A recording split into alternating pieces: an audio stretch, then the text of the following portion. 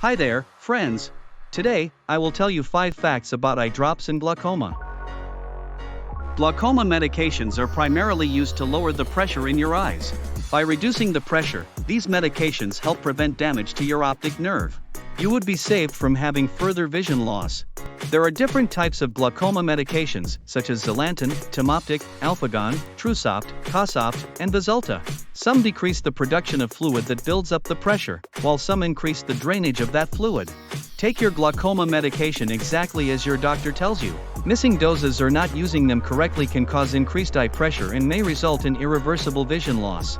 These medications can have side effects, such as red eyes, stinging, blurred vision, changes in eye color, and dry eyes. Continue monitoring your pressure even when you are strictly following your medication regimen. I hope this was helpful. Follow a Healthy Info for more.